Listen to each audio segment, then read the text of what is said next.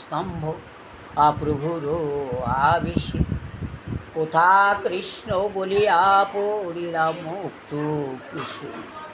আমার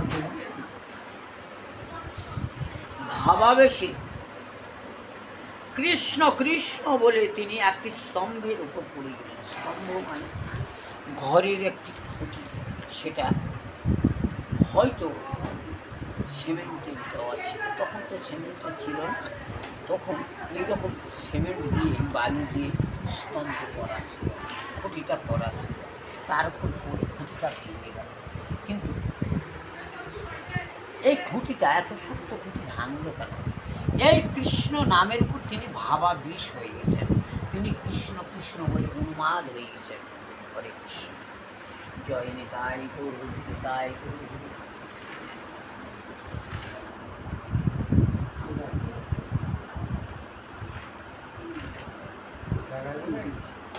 কোথা গেল কৃষ্ণ বলিয়া পড়িলা মুক্ত কেশী, প্রভু পড়িলেন মাত্র হা কৃষ্ণ বলিয়া, ভক্ত সব পড়িলেন ঢলিয়া ঢলিয়া, গৃহের ভিতরে মূর্ছা গেলা গদাধর।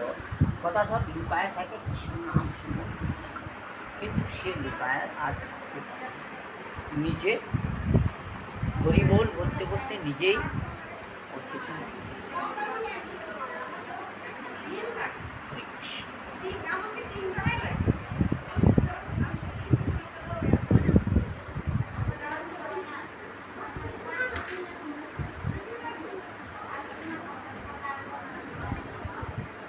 গৃহের ভিতরে মূর্ছা গেলা গদাধর, কেবা কোন দিকে পড়ে নাহি পরাপর, সবে হইলা কৃষ্ণ প্রেমী আনন্দী মুস্থিত, হাসেন জাহ্নবী দেবী হইয়া বিস্মিত।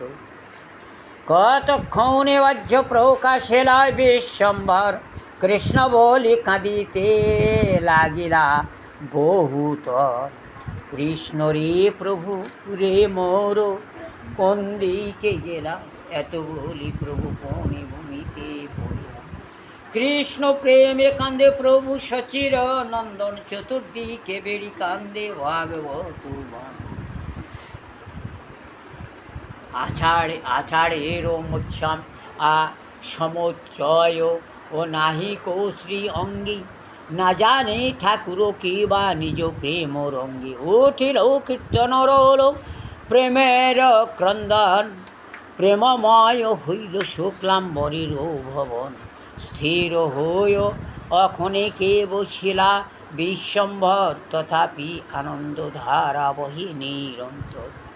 প্রভু বলে কোন জন কৃষ্ণে গৃহের ভেতরে, ব্রহ্মচারী বলেন তোমারও গদাধর।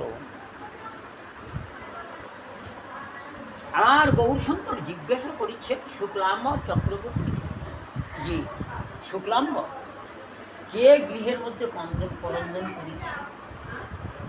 শুক্লাম্বর তখন প্রভু তোমার সেই গদাধর ক্রন্দন করেছে, কৃষ্ণ কৃষ্ণ করেছে।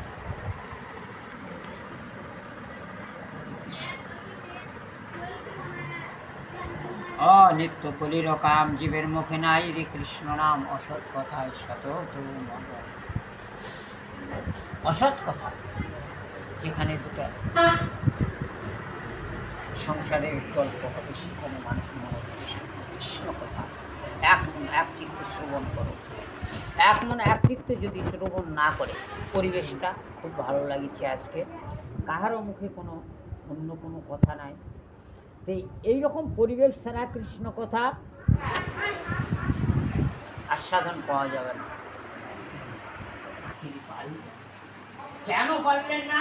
আমার গৌর সুন্দরী কৃপা, গৌর সুন্দরী আবার বলেছেন জীবকে ক্রন্দন করেছেন, জীবকে কিরকম ভাবে ভক্তকে ঝাঁকে দিচ্ছেন যে আমি কেউ নয়, আমি তোমাদেরই মতো, আমি একজন ভক্ত, শুধুমাত্র তোমাদেরই মতো আমি একজন শুধুমাত্র ভক্ত।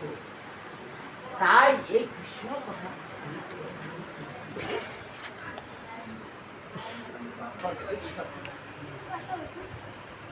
একদিন মাধব